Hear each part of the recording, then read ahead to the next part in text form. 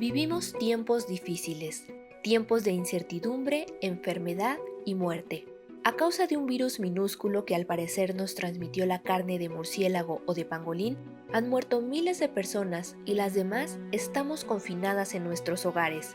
Resulta asombroso constatar cómo, a partir de nuestra retirada, los animales circulan con mayor libertad por el campo y las ciudades, recobrando esos espacios súbitamente despejados, mientras nosotros en casa recuperamos un poco de nuestra animalidad. Desde siempre, los seres humanos hemos tenido una relación polémica con el reino animal, al que sin lugar a duda pertenecemos.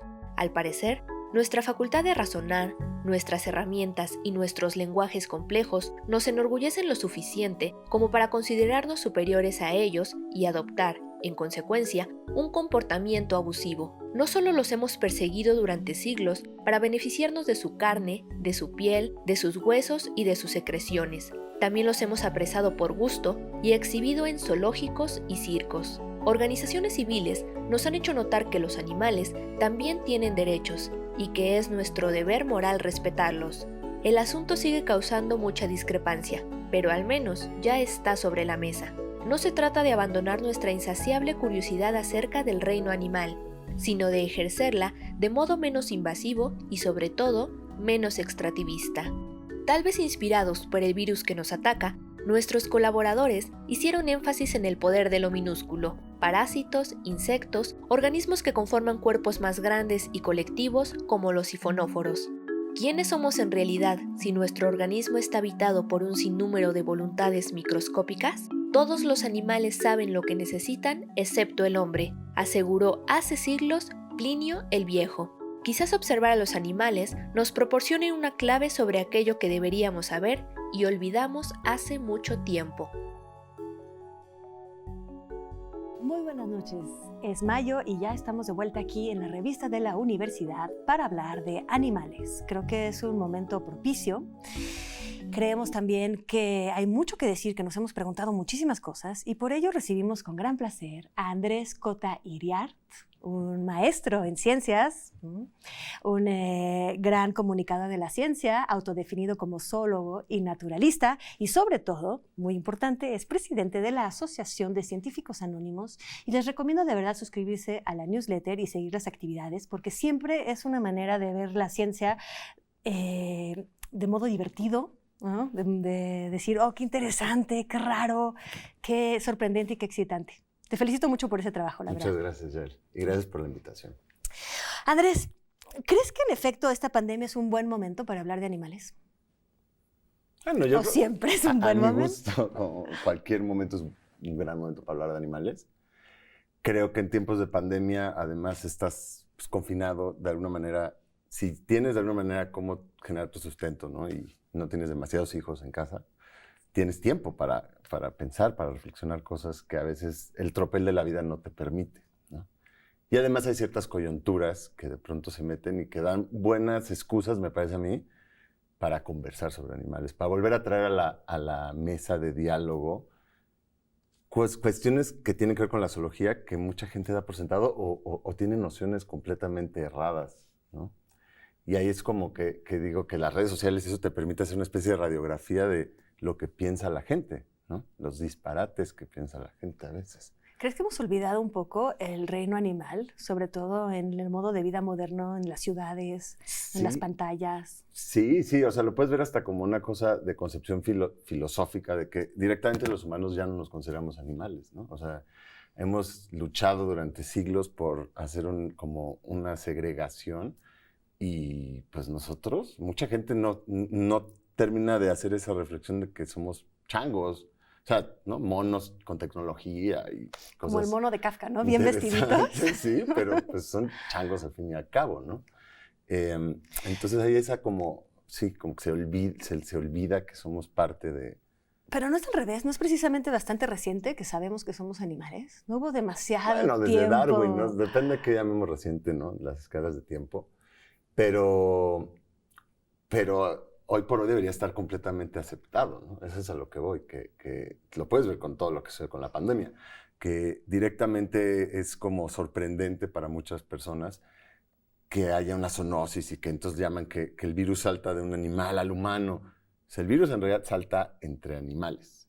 Y es muy común que sucedan zoonosis, que haya virus que saltan entre animales. Pero ahí inmediatamente te das cuenta de que nos sentimos distintos al resto de animales. ¿Cómo puede ser? Saltó al humano el virus. Pues, para un virus en realidad no somos un mamífero como muchos otros vertebrados, similar, no tan distintos entre nosotros. Dime algo, antes de abordar un poco todos estos videos que estamos viendo de animales, te quería preguntar, ya que mencionas esto del salto del virus entre especies, ¿hay algún sentido, o sea, estos saltos, que aparentemente se han dado siempre entre las especies, sirven de alguna manera al virus? O sea, ¿o es una anomalía? O sea, el virus generalmente, digo, no sé si sepas esto, pero generalmente vive en una comunidad y salta a otra de manera muy natural, ¿o es justamente un cambio, sabes? Hay de todo. O sea, los virus muchas veces se transfieren por la cadena trófica, por la cadena alimenticia, justamente como a través de quién se come a quién. Sí. Y entonces de esa manera llega a otro hospedero y en algunos de ellos puede prosperar y en otros no, y en otros solo se queda latente. No, los virus no tienen intención tampoco, ¿no? Es una cosa como fortuita que pasa ahí. Vamos a hablar después de eso, porque nosotros ya vemos al virus como muy malo, exacto, ¿no? Con intenciones. Es el enemigo invisible. A ver, ¿por qué hemos pensado mucho en animales? Han circulado en redes videos donde vemos a animales en centros urbanos desérticos, donde antes hay coches, de repente hay jaguares, ¿no? Recuerdo en particular, creo que era un puma en Santiago. Ajá. Vemos zarigüeyas, vemos cómo regresar la vida salvaje a playas que eran turísticas, que generalmente están llenas de palapas y gente asoleándose y lancheros, ¿no? Y pescadores. De repente no hay nadie y de repente aparece la vida salvaje. ¿Qué significado, o sea, esta fascinación que tenemos y todo esto que está circulando respecto al regreso de los animales a los espacios abandonados por los hombres, qué significado tiene? Bueno, creo que, es complejo porque creo que hay muchas cosas que están operando ahí. Y justamente por eso me llamaba a mí la atención y te digo que es una buena forma de hacer un gancho, a decir, bueno, ¿qué piensa la gente del mundo natural, ¿no? ¿Dónde cree que estamos en este momento? Y lo que sucede con esos videos, como muchos otros de redes sociales, es que están descontextualizados, ¿no? Tú no sabes ni siquiera cuándo fueron filmados. O sea, son compendios de videos o de fotos en donde pues juntan de todo. Hay videos que a mí me consta que han estado en las redes sociales desde antes, desde varios años.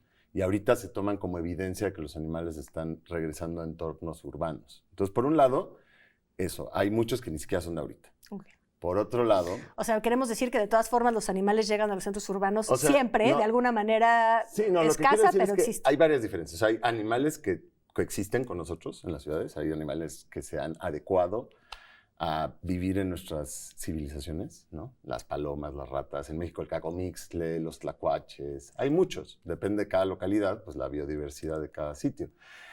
Y esos son animales que a veces hay ciudadanos que ignoran que están aquí, ¿no? Un cacomixtle, por ejemplo, me ha pasado que, para hablar aquí de la Ciudad de México, hay gente que nunca lo ha visto y sí que ahora toman un poco el espacio público, porque lo que sí es cierto es que esas especies que coexisten con nosotros en las ciudades, pues ahorita a veces salen a horas que antes no salían, ¿no? Y entonces los ves. Y dices, y si nunca has visto uno, pues te sorprende mucho. Entonces creo que hay una diferencia primero entre animal salvaje, silvestre, y animal, digamos que es silvestre, pero que vive en entornos urbanos. Por otro lado, en esos videos se pone pedazos de todo el mundo, como tú dices. Entonces de pronto tú ves una escena de Florida y un cocodrilo cruzando ahí un campo de golf. Y es muy común, es algo que pasa con cierta frecuencia en Florida, ¿no? Y en varios lados de México también. En Cancún. Y eso no es que el animal esté retomando el espacio urbano por la pandemia, eso es que esos animales viven en las como extrarradios de las ciudades y pues la ciudad sigue creciendo y cada vez tienen menos entorno en donde habitar y entonces pues hay muchos encuentros, ¿no? Una cosa más que entra ahí es que te digo que es como un crisol de muchas variables. Una cosa más que entra ahí son animales domésticos, o sea, no domésticos, cautivos, ¿no? No son domésticos, pero un animal de un zoológico que se escapa y de pronto tienes pietaje de ese, ese rinoceronte corriendo en unas calles de la India y amedrentando coches. Y eso ni es de este momento, ni es un organismo realmente silvestre, ¿no? Y ni es que está tomando el espacio urbano, es que se escapó de donde estaba. Y eso pasa también con muchos animales en colecciones privadas, por ejemplo en Estados Unidos, que es más habitual esta cosa de las mascotas exóticas. Pues hay gente que tiene de pronto ahí 130 tigres, ¿no? En un campo. Entonces, no sé, como que siento que ahí está el peligro. Ahora bien, por otro lado, si sí fueran organismos silvestres, o sea, si sí ves a que hay de pronto instancias en que hay un organismo silvestre que penetra en un entorno urbano porque ahorita hay menos gente, sería preocupante, porque eso quiere decir que no, o que está obligado a hacerlo, o que no le está teniendo miedo a algo que debería tenerle, porque pues no, o sea, no es lo más sensato para Cuando un te refieres oso. obligado, quiere decir que su hábitat está destruido y tiene que ir a otro lugar Sí. a buscar oportunidades. Sí, o cosas que pasan ahora con estos videos, que sí hay videos que están tomados ahorita, no quiere decir que todos sean de otro momento. Por ejemplo, hay ciertos venados japoneses, ciervos japoneses, que en realidad la gente les da de comer. Y entonces ahora están penetrando en las ciudades porque no están recibiendo ese alimento que normalmente reciben. Y entonces entran más hacia el centro urbano. Y sí, entonces están obligados porque ya estos animales ya no saben sobrevivir sin esa incidencia humana. Tiene una parte postapocalíptica en el sentido de que nos han traído a la pantalla varios cineastas cuando imaginan el final del mundo, por ejemplo, de repente ya no hay hombres y entonces, en efecto, los animales empiezan a escapar Claro. de los zoológicos, pues ya no hay suficientes vigilantes, quizás han bajado un poco la vigilancia Claro. y entonces el animal puede hacer más pasos y puede salirse, ¿no? Hay menos gente. Claro. Además, resulta que, yo no sé si leíste un artículo sobre creo que es un zoológico que está en Nueva Zelanda o en Australia, tengo que buscarlo, no me crean, no es exacto, pero lo que sí es cierto es que los animales están un poco sacados de onda porque ya no hay nadie, el público al que están habituado, que les da de comer, que les divierte, o sea que la actividad del día ha sido cancelada y ellos no pueden llegar a entender por qué. Claro. ¿No? Está completamente revolucionada su manera de vivir el día, ¿no? Salen a la hora, parece que las cebras, ¿no? El hipopótamo salen a la hora del espectáculo, siguen saliendo y no hay nadie. Pobrecito. ¿No? Entonces se puede esperar, obviamente, como este mundo triste, como por un lado sin nosotros, pero siento que por otro lado, o sea, triste porque está abandonado y los animales entonces tienen que salir de los lugares donde están guardados, que también es una liberación que puede tener algo bonito, pero es apocalíptico, pero por otro lado se está creando una especie de sensación de esperanza, de que, bueno, si no estamos o si de repente bajamos las actividades, la vida solita va a resurgir con más fuerza. Sí. ¿Qué tanto nos estamos haciendo ilusiones? Es completa, o sea, en un marco de tiempo tan cortito como un mes, es completamente una ilusión, ¿no? Sí, claro que hay una cosa muy llamativa de estos pasajes postapocalípticos, ¿no? Literarios o de películas o de los géneros que quieran, en que es como que retoman espacios urbanos y la naturaleza vuelve a conquistar el espacio urbano, ¿no? Como y de alguna Palenque. manera se lo traga. ¿Has visto Palenque? Pero ahí está la clave. Los como, changos. Como Palenque, pero requieres de una escala de tiempo larga. Necesitas un proceso. Yo creo que es totalmente ilusorio suponer que en un mes, 2 meses, incluso un año, la naturaleza va a reclamar algo, porque para empezar esa naturaleza también está ya tiene un detrimento, no es que al borde de cualquier ciudad esté ya la floresta así diversa, ¿no? Hay ciudades que sí, hay lugares que sí, pero la mayoría no, la mayoría está, cada vez el núcleo de impacto de las ciudades y de los poblados pues crece y crece y crece y crece, y está más lejos de esa naturaleza pseudopristina que podría conquistar. Sí ves, por ejemplo, en Chernobyl, ¿no? Por mencionar algo que probablemente mucha gente ubique, que haya visto también en las noticias, ya muchos años de que sucedió Chernobyl, ¿no? Decenas de años de que sucedió Chernobyl, ya empieza a haber especies silvestres otra vez viviendo en ese entorno urbano. Y sí se retoma de alguna manera. Pero de ahí a que ese ecosistema llegue a ser un ecosistema sano o primigenio como si no hubiéramos estado, pues eso ya es otro boleto, ¿no? Eso ya es otra discusión. ¿Quién sabe si se pueda siquiera? Sí, esa Con el suficiente tiempo, probablemente. Pero sí, ahí está. Pero bueno, imagínate lo preocupante que sería que ni siquiera pasara, o sea, que no hubiera o sea, probablemente es algo muy efímero porque vamos a volver a ocupar esos espacios y estas personas y estos animales van a tener que volverse a esconder de nosotros, ¿no? Sí. Y hacerse invisibles para sobrevivir. Pero sería como más inquietante y creo que también por eso todos, ante una pandemia que pone como en crisis nuestra noción del mundo y nuestra noción de pervivencia, hay cierta esperanza en ver que de todas formas, si hay mínimo este empuje, ¿no? Esta pequeña aparición. Sí, digo, también es que lo que te digo, es otra noción que muchos humanos suelen tener, pero no, la Tierra va a permanecer, o sea, el humano es pasajero y tarde o temprano nos vamos a extinguir, como todas las otras especies esa es una constante pues, en la existencia, en la vida, es que eventualmente, bueno, los individuos nos vamos a morir, eso no hay duda, y las especies se van a extinguir, ¿no? En escalas de tiempo obviamente distintas. Entonces, eventualmente el humano ya no va a existir aquí, probablemente más pronto que tarde, ¿no? A merced de cómo van las cosas. Pero la Tierra permanece, y por supuesto, y animales, hongos, plantas, bacterias, muchas otras cosas que vendrán, que no podemos imaginar ahorita. Así como los dinosaurios perdurarán. no nos imaginaron a nosotros, ¿verdad? Exactamente. Oye, vamos a irnos a un corte y ¿te parece que volvemos a ver qué podría pasar cuando no estemos? Sí, Quizás. sí. Nos damos un corte y volvemos a ver cómo es este mundo animal con nosotros y sin nosotros.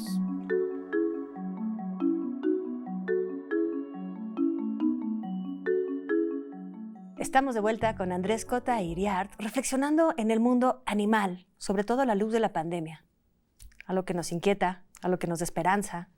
¿Qué opinas de esta esperanza de que si el hombre baja sus actividades industriales, la Tierra podría recuperarse? Es decir, que el calentamiento global podría ser revertido. Creo que una vez más estamos como en esta misma cuestión de escalas de tiempo, ¿no? Porque esa es otra de las nociones que pululan por las redes, que esta pequeña pausa, digamos un mes, 2 meses, ¿no? En algunos lugares, ha bajado las emisiones de carbón a tal grado que entonces el calentamiento global se está viendo atenuado, ¿no? Que lo que nunca habían logrado tantas campañas científicas, lo está logrando un virus en un par de semanas. Y es completamente falso, ¿no? Tú puedes parar la movilidad entera del planeta, cosa que no ha sucedido, ¿no?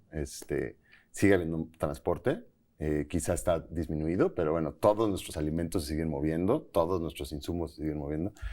Y eso no tiene un efecto muy grande sobre el calentamiento global realmente. Realmente el efecto grave del calentamiento global son las industrias, o sea, nuestras actividades que mayor impacto causan no están parados ahorita. Seguimos desechando pues, todos nuestros manejos de residuos, lo mal que lo hacemos además, sigue echado a andar. Consumo de energía eléctrica, ¿no? La producción de energía eléctrica es de las grandes cocos y puedes cambiar el tipo de energía, ¿no? Puedes decir, va a ser energía verde, que le llaman ahora, o a partir de cosas que se puedan renovar, las energías renovables. Pero no atinas a ver que en realidad el problema es la cantidad, el consumo. Es lo que hay que cambiar, la forma de consumo. Pero bueno, entonces definitivamente en un mes no pasa absolutamente nada. Y también es que el clima es un proceso a largo plazo, es un proceso cíclico. Es como que la suerte ya está un poco echada para nosotros ahora. Tú podrías decir, paramos toda la humanidad. A ver, vamos a ponerlo años, así. Hazte cuenta, y el ¿viste la calentamiento película global seguiría Un día desarrollándose. sin mexicanos? Bueno, pon tú Sí, que hubiera un siglo sin humanos. O sea, de repente somos abducidos por extraterrestres, un acto de magia y desaparecemos. ¿Un siglo? Pon tú que desaparezcamos ya definitivamente. De completamente. repente, ¿no? Sí. Nos abducieron en un ejército de extraterrestres. Sí. Ahí sí habría chances Sí, yo creo que la naturaleza de evitar la sexta extinción en curso. Tiene resiliencia la naturaleza, ¿no? Y entonces, definitivamente, con el suficiente tiempo, claro. Okay. Pero bueno, lo que decíamos, o sea, no todas las especies eso les gustaría. No todas las especies que hemos vuelto domésticas, que hemos vuelto dependientes de nosotros, pues serían también, ¿no? Por eso, ¿qué tan esenciales somos? Porque por un lado, se atribuye a Einstein, está controvertido, pero se atribuye a Einstein el asunto que ha pasado a ser como de la ciencia popular, o por lo menos un conocimiento que tenemos todos en torno a las abejas, ¿no? Creemos que si desaparecen las abejas o desaparecen muchos de estos polinizadores, estos insectos, nos queda muy poquito de tiempo de vida a todos los demás mamíferos en la Tierra, ¿no? Nosotros podríamos, o sea, las abejas no pueden desaparecer. ¿Y nosotros? O sea, bueno, además las abejas sí están desapareciendo y los insectos sí están desapareciendo. No, bueno, sí pueden desaparecer, me refiero a que no pueden desaparecer, perdón. Pueden desaparecer porque están desapareciendo, me refiero a que no pueden desaparecer y la vida continuar como si nada. No, bueno, la vida con las especies contemporáneas. Exacto. Porque hay que acordarse una cosa, que la vida prospera, radia, o sea, ¿no? Tú dejas vacantes ahí nichos ecológicos Y una particularidad de la vida es que los llena, los vuelve Odia a el llenar vacío. con prueba y error, ¿no? El que es completamente indiferente. O sea, aquí un poco los que ponemos el melodrama de esta sexta extinción masiva que estamos empezando a vivir somos nosotros, porque nosotros lo estamos atestiguando y tenemos conciencia de estarlo generando de alguna manera, pero al planeta eso no le importa. O sea, es esta cosa también de esta concepción que hay ahora de no es que la pandemia es la Tierra vengándose. Como si la Tierra tuviera motivaciones, como si la Tierra tuviera... Eso es hacer algo antropomórfico, ¿no? De algo que no tiene nada que ver. Entonces, mira, para poner un poco el contraste del impacto que sí estamos generando, ¿no? Hay un naturalista, Wilson, E.O. Wilson, que además estudia quizás la eminencia de hormigas más importante a nivel mundial. Y él postula que somos la primera especie en la historia de la vida que se ha transformado en una fuerza geofísica, ¿no? O sea, que nuestro impacto ya es planetario. Nuestras actividades tienen un impacto planetario y es una fuerza más geofísica. Y de alguna manera tiene razón. O sea, sí, el calentamiento global y todo esto se está llevando de corbata a muchas especies, ¿no? Y por eso se dice que estamos entrando en una sexta extinción masiva. Para una extinción masiva necesitas que se extinga el 65% de lo que existe ahorita para arriba. Y sí tiene razón Wilson en eso, pero las cianobacterias lo hicieron antes. O sea, la primera especie que se volvió una fuerza geofísica fueron las cianobacterias. Eso fue hace 2.500 millones de años y cambiaron la atmósfera de una atmósfera reductora a una oxidante.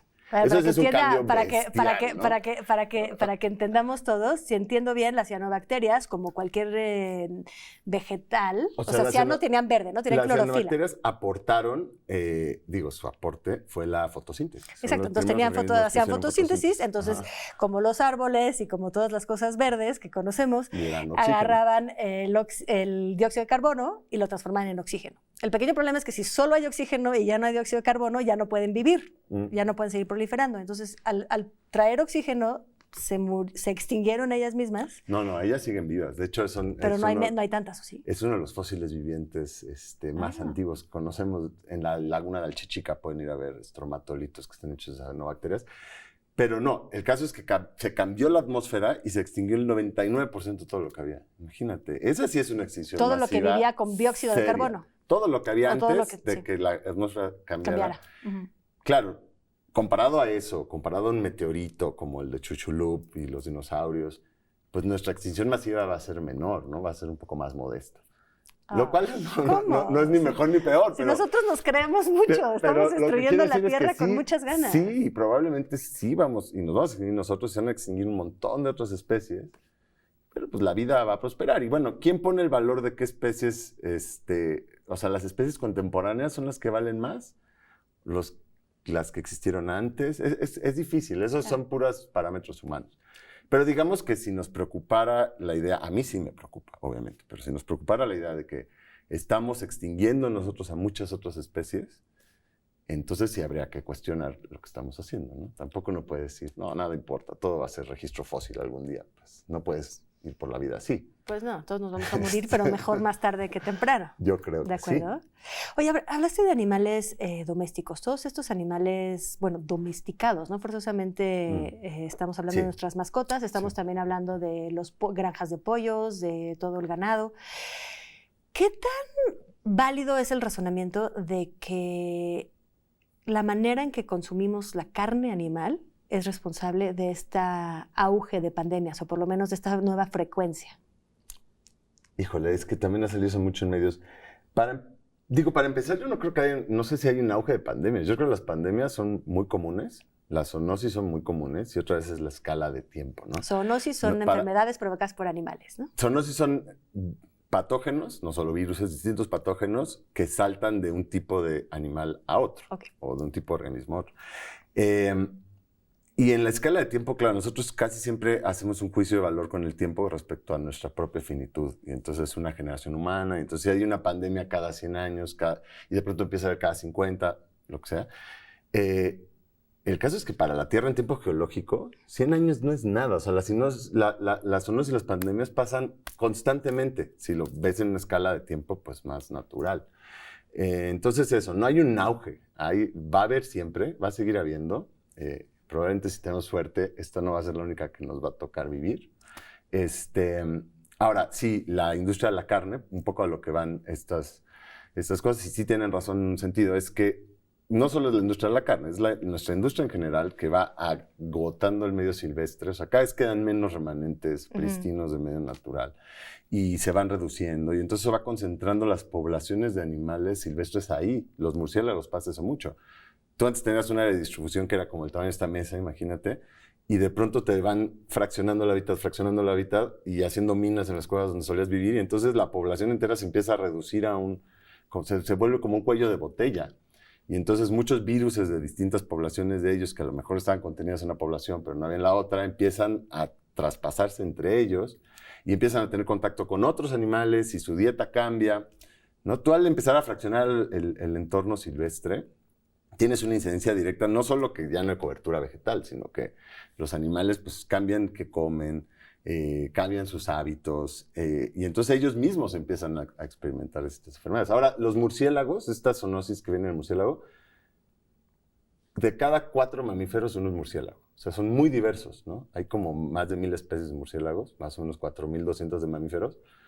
Entonces es un tipo de mamífero del cual esperarías que hubiera zoonosis, nada más por probabilidad, ¿no? Y están muy en contacto con los extrarradios urbanos. Entonces, lo que pasa también con la industria de la carne, que no sé si llegamos a eso, ya me estaba yendo por las ramas, pero es que... Por las cuevas de murciélagos. Por las cuevas. No, pero que el mercado, cuando está ya industrializado un proceso, ¿no? Las fluctuaciones de mercado están controladas por algo externo luego a las poblaciones. Y eso lleva, o ha llevado últimamente, a que muchos poblados que tienen además ciertas prácticas culturales ancestrales, en este caso alimentarse de organismos silvestres, ¿no? El bushmeat que le llaman, en la industria de la carne está favoreciendo que haya más consumo de bushmeat ahora, porque los precios a veces son prohibitivos. Entonces tú vivías en una localidad pequeña y a lo mejor eras un poquito más autosuficiente, comías pocas veces carne a la semana, pero ahí tenías tus animales. Viene este cambio económico, te vas a vivir en una ciudad, ya no tienes tu producción, y el acceso a la carne en la ciudad además es más caro y tu sueldo es bajo. Y entonces a veces puedes proveer que busques estos mercados más underground, ¿no? De otro tipo de especies que no están ni siquiera controladas. Y eso pasa pues en África, en China, en muchos lados. Aquí en México también hay muchos localidades mexicanas pues donde se come la carne de monte, ¿no? Digo, a mí lo de controlado me deja más o menos indiferente, en el sentido de que las pasadas fueron aviares y porcinas y supuestamente está controlado. Entonces... Y hasta que no. O sea, hay brotes de gripe aviar todos los años y son zoonosis y son de la industria de las aves, que es de las más... Y supuestamente están más controlados. O sea, pero porque, no, a ver... lo que sucede es que luego, para que tú tengas una pandemia, necesitas que haya una zoonosis, pero que luego el patógeno se contagie entre humanos. Y lo que pasa con las aviares muchas veces es que hay brotes, existe ahí un foco, pero no se contagia entre humanos, entonces no se desperdiga, se queda localizado a esa granja, a ese lugar. Pero nada más por números, porque sí es interesante. O sea, hoy por hoy los pollos son el ave más común que existe en la Tierra, ¿no? Y son más comunes por muchísimo. Solo el 70% de las aves, de todas las aves, son pollos hoy en día. Qué tristeza, porque aparte ni siquiera son pollos, o sea, no son animales, son comida nada más. Sí, o sea, no son realmente lo que uno pensaría ontológicamente un animal con vida animal. Es un concepto muy extraño ahí. Ay. Andrés, hemos terminado este primer programa. Okay. El tiempo corre. No es tiempo geológico, es tiempo de tele. Nos vamos a despedir por ahora. Nos vamos a quedar Andrés y yo platicando para hacer un segundo programa, aprovechando que cruzó la ciudad para llegar hasta TV UNAM con este propósito firme de informar a la población, de analizar, reflexionar. Y antes de que te regreses a tu cuarentena, vamos a aprovechar de que estás aquí con nosotros. Okay. Y entonces, pues bueno, nos despedimos por ahora y la segunda parte de este programa la pasaremos el próximo viernes. Por favor, no se la pierdan y espero que nos sigan acompañando, como siempre.